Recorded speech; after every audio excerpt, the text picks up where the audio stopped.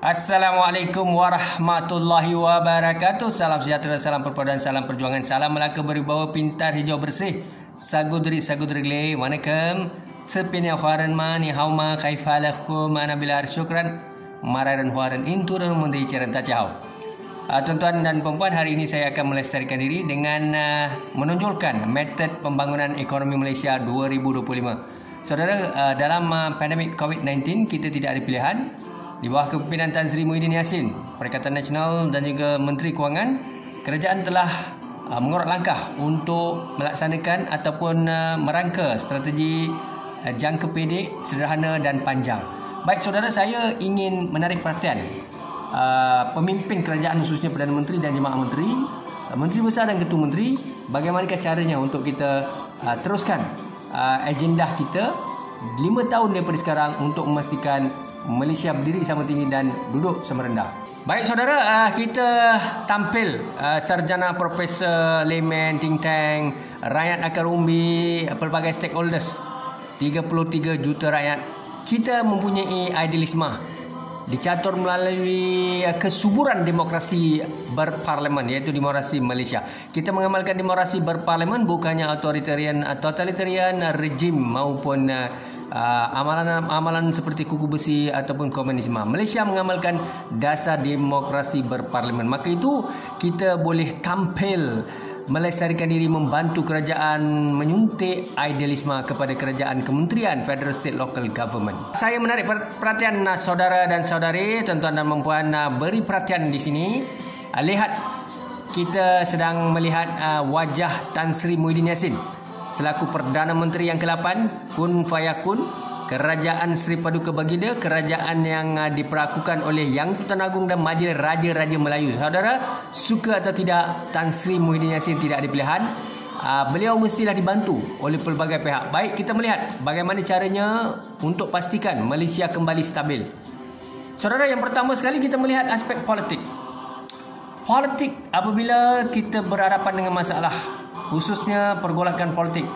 Kerajaan di bawah kepimpinan Tan Sri Muhyiddin Yassin, Perikatan Nasional dan Pakatan Harapan, kita masih lagi bercelaru siapakah ketua pembangkang sehingga hari ini. Walau bagaimanapun, Datuk Seri Anwar telah menyatakan beliau adalah ketua pembangkang, tetapi Tun Mahathir belum lagi memberi reaksi.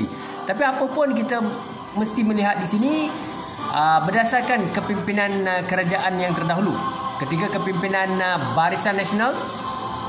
Baik, kita sekali lagi menyantuni bagaimana Barisan Nasional 62 tahun menjadi kerajaan. Pada ketika itu pembangkang dilihat mengikuri, walaupun mereka tampil membawa pelbagai usul dan juga mencabar kewibawaan dan juga segala dasawarsa polisi dan blueprint yang dilaksanakan oleh kerajaan Barisan Nasional. Namun sekarang ini bagaimana kestabilan politik Malaysia?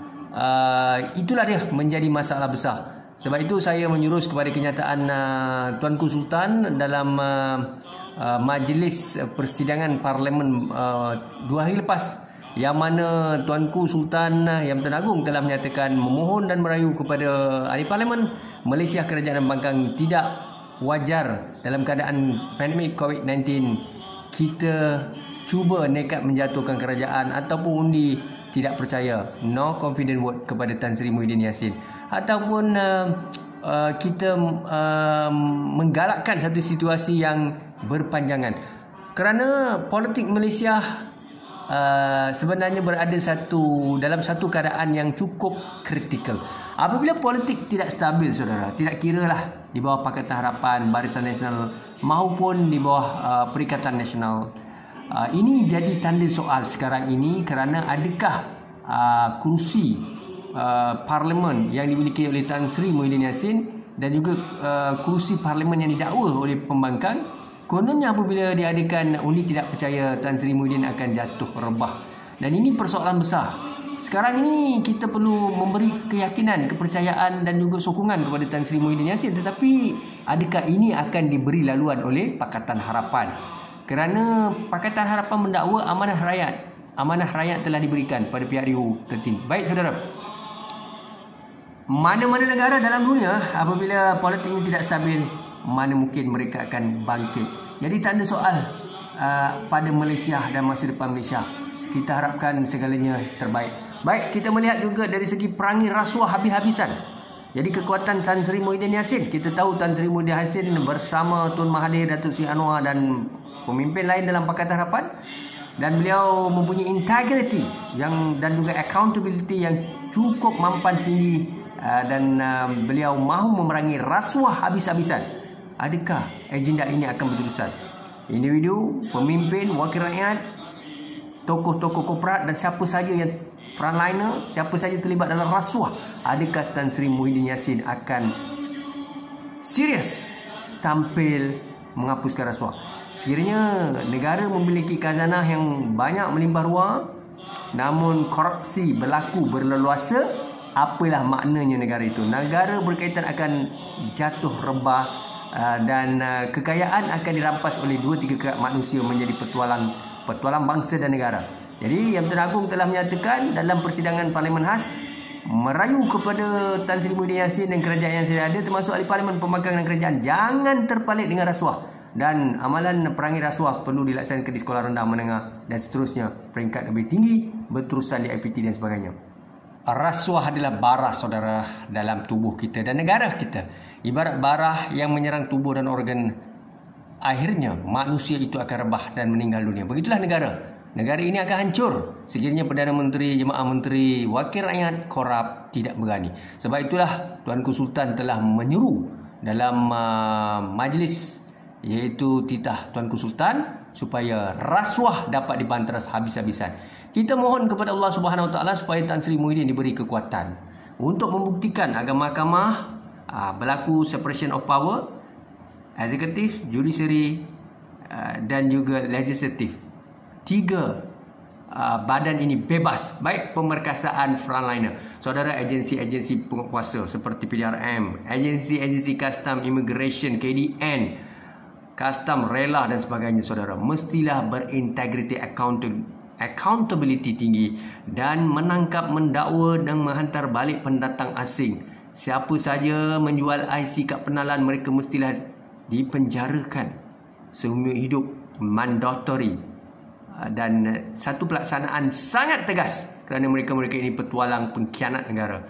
Jadi frontliner mestilah berintegriti. Apabila tidak berlaku rasuah, penguasaan yang hebat, ya, penguasaan yang cukup mampan, maka negara ini akan maju, ya. Kalau tidak, kita akan berlaku situasi di mana negara ini akan jatuh kerana kita ada frontliner yang korup, lemah, rapuh dan sanggup menggadai maruah negara menjadi petualang negara dan pengkhianat bangsa. Baik, saudara, kita melihat restu Yang Bertuan Agong dan Raja-Raja Melayu. Siapa saja jadi kerajaan mestilah mendapat restu Yang Bertuan Agong dan Raja-Raja Melayu.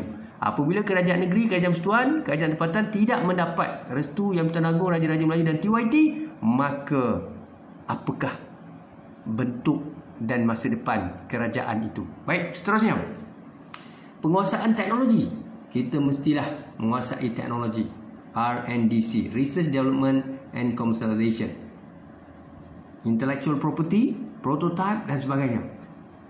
Dan apabila kita mempunyai teknologi yang mampan, sophisticated, mungkin automobil teknologi dari segi ICT teknologi, dari segi industri 4.0, 5G dan sebagainya, saudara, maka kita dapat menguasai dunia dan in term of profit making. Baik, saudara, mindah kelas pertama, first class mentality. Kita tidak boleh lagi amalkan kebencian agama, kaum, prajudis, prasangka, memilih bulu dan mengutamakan kroni, mendapatkan pandangan si kitul, penghasut dan sebagainya, saudara. Kita hati kecil, jiwa kecil, kita tidak akan berjaya. Negara maju, kebanyakan negara maju seperti Amerika, United Kingdom, Australia, India, China, mungkin Jepun, mereka memiliki mindah kelas pertama. Negara-negara membangun, negara-negara mundur, mereka memiliki mindah kelas ketiga. Jadi Malaysia ni belum lagi sampai first class mentality, kita masih third class. Baik, itu saja yang ingin saya sampaikan hari ini. Dan saya harapkan Tan Sri Muhyiddin Yassin dan juga Jemaah Menteri, walaupun slide ini sangat ringkas, silalah sampaikan share kepada pemimpin sehinggalah dapat dilihat oleh Tan Sri Muhyiddin Yassin, Jemaah Menteri lakukan sesuatu yang baik untuk negara saudara. Saya ada banyak lagi blueprint, strategi, idea, pandangan, tetapi cukuplah hari ini, setakat itu saja. With that, syukran dan Assalamualaikum warahmatullahi wabarakatuh. Sokonglah kerajaan dipilih rakyat. Kalau kerajaan berubah, kita sokong kerajaan yang diubah. Kalau kerajaan kekal, kita sokong kerajaan yang kekal. Sebab kita pegang pada Perlembagaan Persekutuan, Government of the Day.